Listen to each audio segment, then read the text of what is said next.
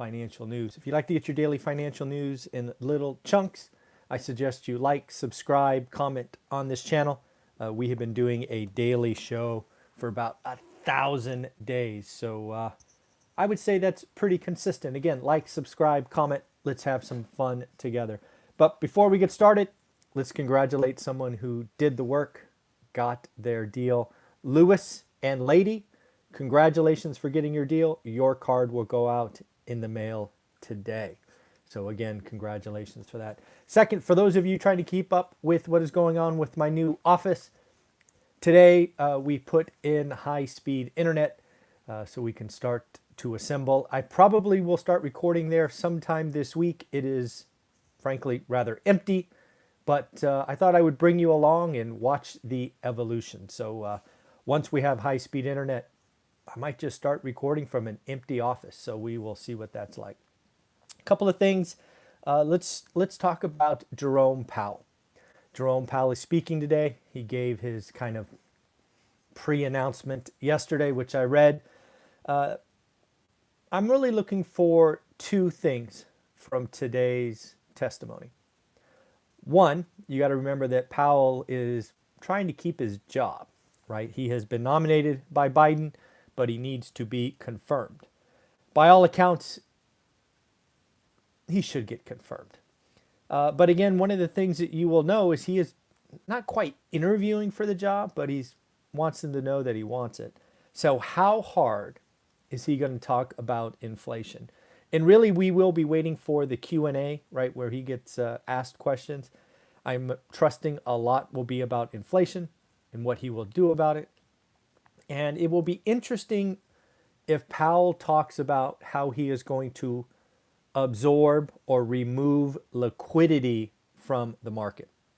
Basically, they are going to start selling bonds, not buying bonds. They are going to reduce their balance sheet.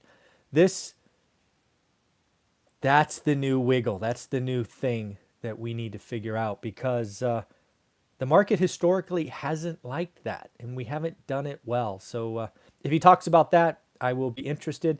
On the other end, I don't know if Elizabeth Warren's going to get an opportunity to ask questions. If she does, I expect her claws to be out. She is not a fan of Jerome Powell. I think she called him a dangerous man.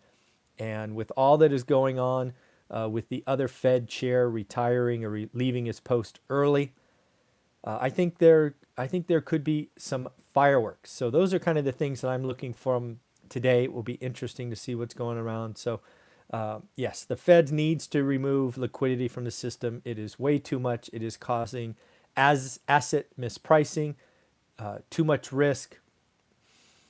There will be pain to be felt. So, let's get on with it instead of kicking it down the line and quote unquote paying interest. Enough of that already. I am watching two things, because if you watch this channel for any length of time, you know I focus on the consumer. There are two consumer activities that I am watching, I am seeking. So if you find an article on these two things, please send it to me. Again, I love participation from my audience. Here are the two things. One, gym visits. The last couple of years, people have bought the Pelotons and the mirrors and all of these things. They've been working out at home. I want to know gym visits or gym membership. Saw an article from, where was it? Planet Fitness today. Let me see if I can find it in my notes. Here it goes. Planet Fitness is actually going shopping, so that's kind of a bullish sign. They are buying Sunshine Fitness for $800 million. But what was interesting from Planet Fitness is in 2021, they saw an increase of 1.7 million members. Again, Planet Fitness got some data. If you have other fitness data, I would really love to see daily visits. That is going to be kind of the first sign for me that we have living with this thing, right? When you start going to the gym, you start being, making yourself healthy, losing weight, all of those things, and we see gym visits ticking up or bouncing off the bottom, that is one of those early signs. If you find that article or any of those articles around gym memberships, gym visits, please share them with me. Second, international travel. International travel has been weak. for 18 months, 24 months. I think when it comes back, it's going to explode. As somebody who's been lucky enough to travel the world for his career, the world is made up of many, many special places. Food, cuisine, people, activities, sites, entertainment. It is an amazing planet.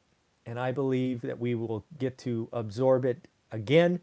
But for me, it's going to be international travel. When does that explode? We've seen domestic and we've seen weekend, holiday kind of stuff. I want to follow international travel. So if you find any of those two articles, please let me know.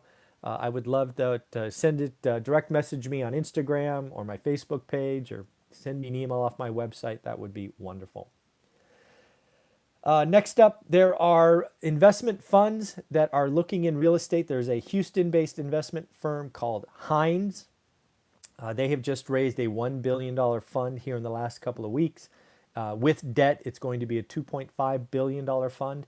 What they're shopping for is interesting, because what this tells me is we are coming out of this muck and mire, and there's going to be a lot of real estate that is underappreciated or needs to be repositioned. So it is going to be time to go shopping. Specifically, Hines is targeting undervalued properties in the 30 largest cities. If you follow my channel, you're one of my students, you know we always start with your buy box. What is your buy box? Go learn your buy box. In this case, their buy box includes the 30 largest city. But here's the deal. This is what they are looking for. They're basically saying over the last 2.5 years, this event we have all suffered through has caused people to move, careers to change, and that changed quicker than real estate can be built or repositioned. That is interesting, right? You may have had building plans, for example, we'll pick on California, right? Down in Southern California, you were going to build this or that. Well, you just lost 1 million people. And maybe they're all landing, or a big percentage going to Texas. Is Texas ready? Is Austin? Is Boise? Are they ready? Have we seen the need for warehouses increase or decrease?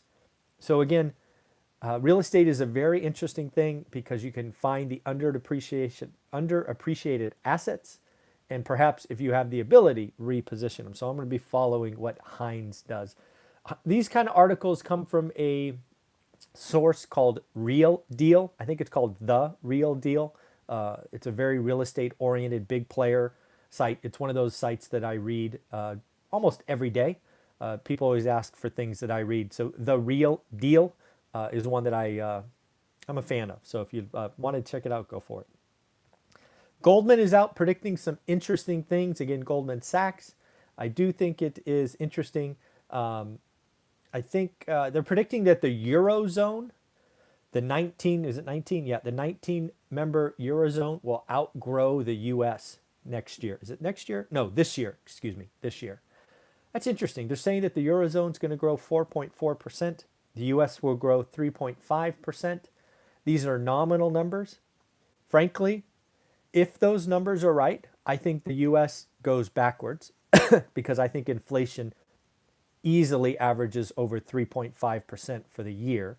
It'll probably be 4.5, 5. Euro, it's interesting. In Europe, they're not calling for as much inflation. And again, I don't know how they calculate CPI or their version of CPI there. I have not dug into it in detail. But it sounds like, again, they're looking for the Eurozone to have about 3 to 3.5% inflation. So if they again target 4%, 4.4% GDP and get an inflation of 3.5, that is true growth versus the US actually being negative. Something else Goldman is out talking about today is for specifically their equity or chief equity strategist, David Kostin. He's saying the single greatest mispricing of US equities is unraveling right now, which is interesting. Thank you, David. You're about 4 weeks late. You should have let us know that ahead of time instead of after 50% fall, but I get it. Some interesting earnings announcements. These are the ones I've been waiting for. Let's start with Albertsons. Albertsons beat top, beat bottom, and raised forecast. That is to be expected. If you don't know what Albertsons is, they are a grocery retailer. Again, they are reporting their Q4 numbers, holiday season. They should be good. Also, food is one of those things that, all of us need every day. So you would expect for them to get, even with inflation, they are going to serve their clients. So no surprise from Albertsons. However, Big Lots. Big Lots is telling you what I think a lot of retailers will tell us shortly. Here it is. Big Lots. This is for January. They are seeing softening traffic. They are seeing softening traffic and softening sales trends this month. Folks, this month's what, 11 days old? This is what I'm telling you. The consumer went ham. They went crazy in Q4. Don't believe the numbers. I think retail sales will be a barn burner. Stop looking backwards. Look forward. I think Q1 is going to be a sneaky surprise, and it's going to catch a lot of people by surprise. But Big Lots says, again, softening traffic, sales trends this month. Now, they cited weather and this virus. Weather it's always a January thing, so I don't buy that. They just threw it in there so they wouldn't blame one thing. But again, very interesting times. And then Abercrombie and Fitch, holiday sales up. Shocking. Again, what did I tell you? Q4 is going to be a monster. Then they said, I'm going to cut Q1 guidance. Does that not sound exactly like I told you was coming? I'm really, really nervous. So again, this is, it's going to be interesting. Don't know if you saw this, but United cut 3,000 flights following JetBlue, Alaska, and American. Apparently, example, they had 1/3 of their workers call in sick at Newark, 4% of their workforce. So you are seeing a lot of airlines hit. Hopefully, again, this thing burns itself out in a month, hopefully weeks, but maybe a month, 6 weeks. Because this is really going to affect our economy and, again, cause a Q1 slowdown. And then finally, do you know that the average American family now owes $155,622? This includes mortgages, auto, student loans, credit cards, all forms of debt. This comes from NerdWallet. NerdWallet is the source of this. But here's the deal. NerdWallet clearly was coming out and saying this is a problem. In fact, debt is up 6.2% in a year, which again, this is like housing, folks. Housing is up. Oh my God, it has to crash. I just want to go through the numbers and ask you that maybe it's a good thing. Hold on. I know debt's bad. I get it, but give me a second. First, so again, 155,622. Sorry, looking at my notes. Mortgages were up 8.2%. That is going to be an important number in a moment. Auto loans up 6.1%. Student loans up 2.5%. Here's the big one. Pay attention. Credit cards down 13.9%. So again, they didn't cite the raw numbers behind these percentages, but my guess is a credit card debt has a higher interest rate than a home loan. So let me ask you, you go take, excuse me, a 100K loan on a home and it's 3%. You use that to pay off 20% or 18% credit card debt and you're left over with 10 grand. Technically your debt goes up, right? Your debt went up in that example, 10 grand, but your payment went down, down, down. We need to stop talking about debt as a big number and look at the payment. It is very likely and possible that the average family has more debt today, but their payments went down. Oh, by the way, their incomes are going up. So you have more disposable income. Save that, folks. Invest it. All right. So again, great day. All these amazing things going on. It's going to be interesting to see Elizabeth Warren if she goes after Jerome Powell today. Very exciting week. Can't wait to show you the office. It's going to start very plain and boring, but hopefully we can build it out together and have some fun and frankly help more and more people. That's going to be exciting. Something I look to add to the office, for example, is a big whiteboard. It's not something I really can add in our tiny condo. So we're going to have the ability to do whiteboard discussions and the like. So hopefully it gives us a lot more flexibility. Hopefully we can cover a lot more topics. Frankly, help a lot more people. And yes, have more fun. If you want to be a part of it, like, subscribe, comment. And again, remember, articles on gym visits or international travel, I want to see them. Please share them with me. Bye. Take care.